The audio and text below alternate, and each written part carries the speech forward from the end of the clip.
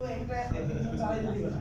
আপনি এখন কথা বলেন না, একটা সিঙ্গেল কার্ডে একবার আপনি এখন নিয়েন না, একটু পরে আগে এটা ব্লু পে করে দিন যখন ফিঙ্গার আনতে একটু সময় নেবে বলেন। আচ্ছা দেখেন, এই ইন্টারফেসটা আমাদের এরকম আসবে। প্রথম কাজ হচ্ছে আমার সিপিইউ রে চিনিয়ে দেওয়া, ঠিক আছে? সিপিইউ রে চিনিয়ে দেওয়া, আইডেন্টিটি আরেক জিনিস। এই যে এটা সারা অন করছে না, কোন জায়গা থেকে অন করছে দেখছেন? এটা দেখেন, এটা অন হবে না যদি এখানে ডঙ্গল লাগানো না থাকে, এটা কাজ করবে না। কথা বলা গেছে? যদি এগুলো এই যে অ্যাসেসর গুলো করে না, যদি আপনাকে ওটা খুলে দেয়, আপনাকে যদি বলে এই সফটওয়্যারটা কই পাইছেন, এটা অনলাইন থেকে ডাউনলোড করছি, এই সফটওয়্যারটা চালানোর জন্য কোনো কিছু লাগবে, আপনি বলবেন CM2 বলছেন না স্যার একটু আগে, CM2 এরকম CM2 লাগবে। কথা বলতে গেছে CM2 একটা কাজ আছে, কথা বলতে গেছে এটা স্যার আপনি বলছেন না স্যার, হ্যাঁ ফাইলটা আছে স্যার, ফাইলে কি হয় দেখেন, খুলে দেখে কি হয় দেখেন, এই যে বলছি না নাই, এখন সফটওয়্যার অন করে, এখন সফটওয়্যার অন করে দেখবেন যে কার্ড নো কার্ড পাও, এটা বলতেছি কারণ এটা আজকে খুব সহজ হয়, ওই যে আপনাকে ভিডিও দিয়ে কয় স্যার,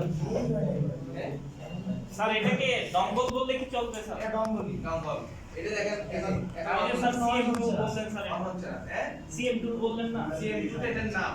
জি স্যার, এটা ডঙ্গল বললে চলবে না? ডঙ্গল আপনি ডঙ্গল কোন ধরে আপনি এটা কোন ডঙ্গল বলতে পারেন, যেগুলো সব টুনটা আপনি কি বলতে পারেন, ডঙ্গল আলাদা পার্সেন্ট ডঙ্গল বলতে পারেন। ডঙ্গলের অ্যাপসল হচ্ছে আর ডঙ্গল যে কোনো মডেলের সবগুলো যদি বলেন তাহলে ডঙ্গল বলতে পারেন, এখন এটাকে বলবেন CM2 ডঙ্গল। কথা হচ্ছে এটার নামই CM2।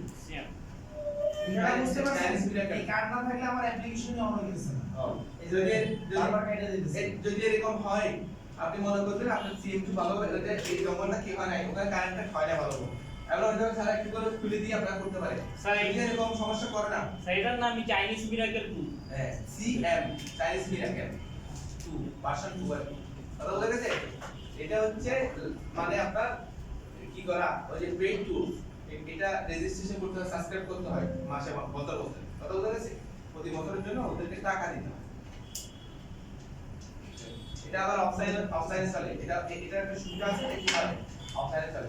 আপনি যদি সমস্ত সফটওয়্যার ডাউনলোড করে রাখেন, এটা দিয়ে শুধুমাত্র বাটন মোবাইল ক্লিক করে না, এটা দিয়ে বাটন স্মার্টফোন সব কিছু ক্লিক করতে পারেন। কথা বলতে গেছে, এটা ডঙ্গল ব্যবহার করার মূল কারণ হচ্ছে এটা অফলাইনে চলবে, মানে এটা আপনার নেট না থাকবে, আপনার যদি ফ্ল্যাশ ফাইল থাকে, ডঙ্গল থাকে, আপনার নিজের জানতে পারবেন। কিন্তু আপনি যেমন আনলক টুলস আছে, টুলস শিখেছেন আনলক টুলস, ওইগুলো নেট না থাকলে চলবে না। কথা বলছি, এখন আপনি পাহাড়ের মধ্যে কাজ করেন, নেট নাই, কোনো কিছু নাই, ওগুলো চাইলে আপনি ক্লিক করতে পারবেন।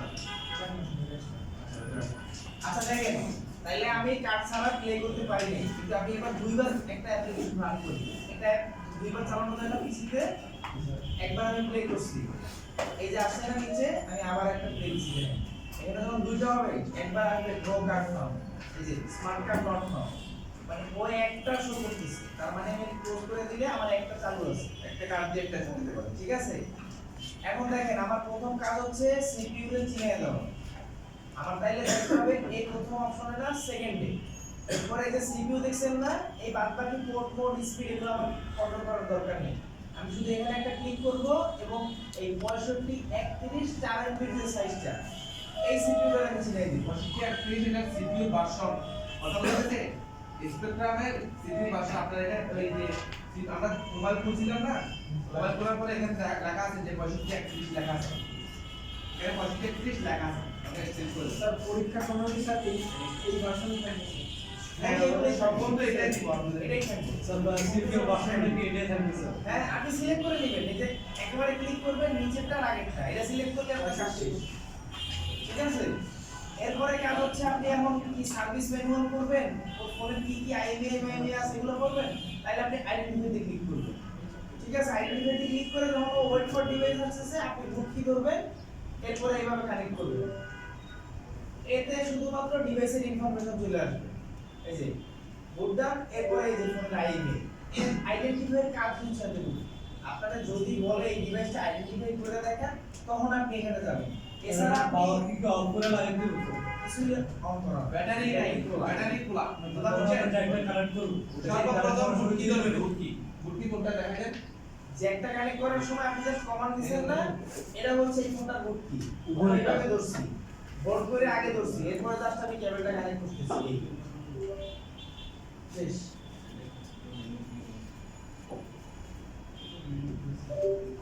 বুঝছেন? এটা হচ্ছে একটা সার্ভিস ম্যানুয়াল আমি করতেছি, মানে ওর আইডেন্টিফাই করতেছি। কিন্তু আমার কাজ কি আইডেন্টিফাই করা না ফ্লাশ করা? ফ্লাশ করা। আপনারা জিজ্ঞেস করবেন ফ্লাশ করতে পারেন কিনা, তখন আপনার কাজ হচ্ছে সিপিইউ সিলেক্ট করবেন, ওইটাই ফ্লাশ অপশনে চাই চলে যাবে। ঠিক আছে?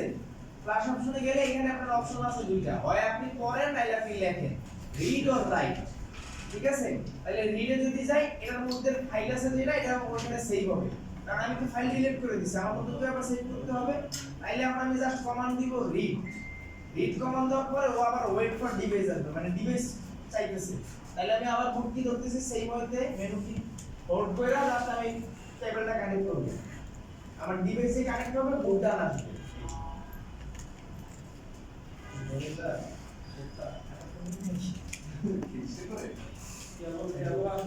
হইছে?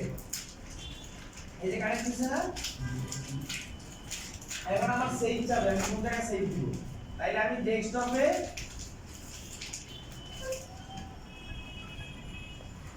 আপনার ইচ্ছা মতো ফোল্ডারে দিবেন এবং ওই ফোল্ডার থেকে আবার নিতে হবে। কথা বুঝা গেছে? এই যে আইভান্তর নামে ফোল্ডারটা আছে, এখানে আমি সেভ দিলাম।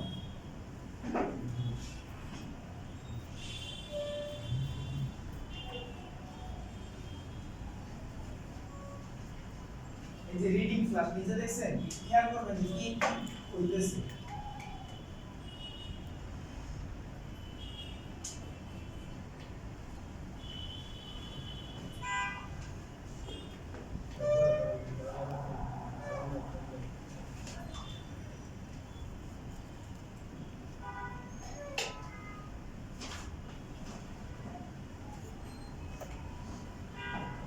শেষ হয়ে গেলে লেখা হবে এই যে ফ্ল্যাশ ওকে, ফাইল সাইজ 4 MB, ডান, রিকানেক্ট পাওয়ার কেবল। তার মানে এখন আমাদের